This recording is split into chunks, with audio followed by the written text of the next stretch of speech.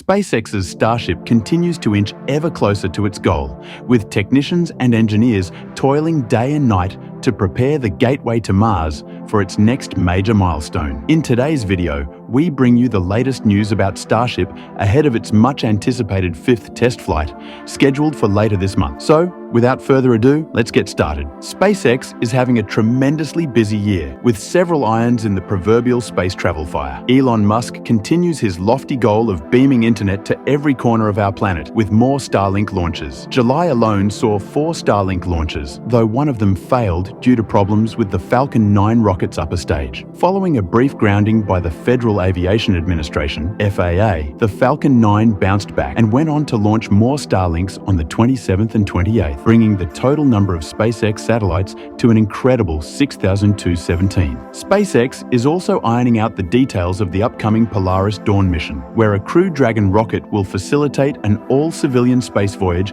and even the first all-civilian spacewalk. This historic mission is currently scheduled for the 26th of August. SpaceX is having a tremendously busy year, with several irons in the proverbial space travel fire. However, SpaceX's most exciting project, even compared to a spacewalking CEO, is, without a doubt, the Starship. Labeled the Gateway to Mars, the Starship is the basket where Musk & Co. has aimed to place their Mars-bound eggs. Of course, the spacecraft must first prove itself in testing, and, if all goes well, as reliable transport and support infrastructure for NASA's upcoming Artemis missions to, from, and on the Moon. The Starship's testing is going along rather well, with the spacecraft having completed 4 lesson-filled test flights. So far in 2024, we have had Test Flight 3 back on the 14th of March and the 4th test on the 6th of June. Test Flight 3 was mostly a success, as the Starship achieved a full-duration second-stage burn and achieved its intended orbital velocity for the very first time. Unfortunately, the Super Heavy Booster 10's engines shut down prematurely following its boost-back burn, resulting in its destruction 1,516 feet above the Gulf of Mexico. Ship 28, the upper stage, didn't fare much better.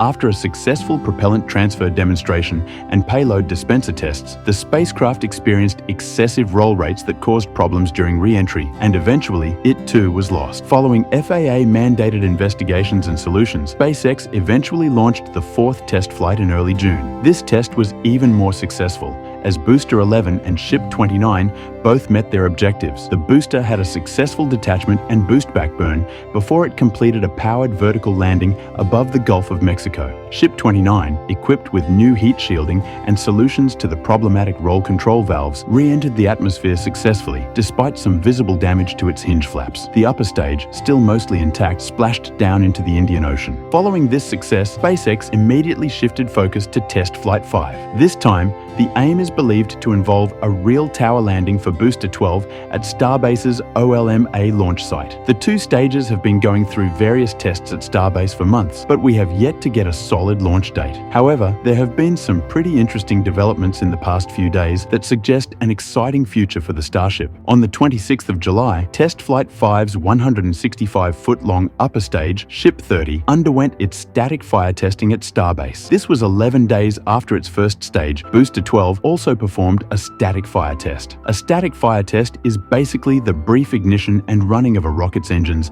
ahead of an intended launch. About a week after Ship 30's static firing, it was moved to the rocket garden at SpaceX's Sanchez site. While the rocket garden is normally used for making various infrastructure components, teams at SpaceX have used the site to work on the ship ahead of its highly anticipated test launch. Moving the rocket there hints at the limited space at the main production site and the lack of building capacity in the storage bays. A new mega bay has been on the cards for a while at Starbase, and at this rate they may need 2. A lot of the work that has been going on in the past week or so has involved the infamous heat shield tiles. Installations are all but complete at the time of this video's release, but there's still one area of concern. More specifically, the same hinge flaps that took most of the significant damage after getting caught up in the thermal fury of re-entering the atmosphere at over 27,000 kilometers per hour. After a slightly worrying while, the shot callers at SpaceX have finally decided to iron out an issue that could hinder what they want to find out on this next flight. More shielding tiles are being installed, but there are questions about whether heat shielding alone will prevent damage. Musk has voiced his confidence that the hinge flaps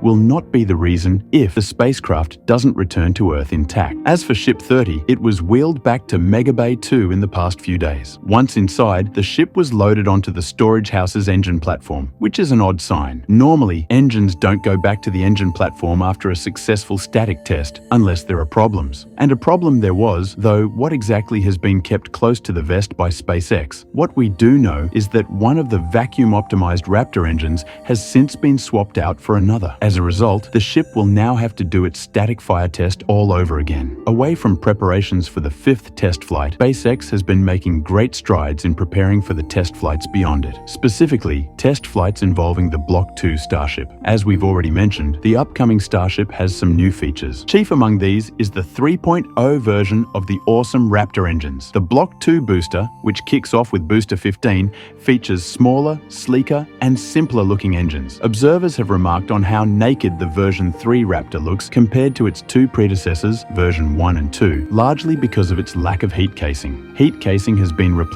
by special 3D printed heat flaps that could revolutionize rockets everywhere. The current gen Raptor, version 2, will likely be retired after test flight 6, despite its impressive run. After all, SpaceX never stops trying to improve. Using Musk's famous idiot index, they found a way to make Raptor engines smaller, more powerful, and, in theory, much less prone to failure. Parts that are major potential points of failure, such as flanges, have been minimized or removed altogether. There are also fewer sensors, which will reduce the risk of incidents like last month's Falcon 9 failure. Despite its streamlining, the new engine packs a serious punch. It has 280 tons of thrust, which is 50 tons more than the current version 2 and 95 more than the old, but twice as bulky version 1. Exciting times indeed, and we can't wait to see these new propulsion systems at work. Away from the rockets themselves, SpaceX has also made significant strides towards the completion of Orbital Launch Mount B and its tower. With the first 4 sections of Tower B in place, the building teams at SpaceX kept the massive lifting crane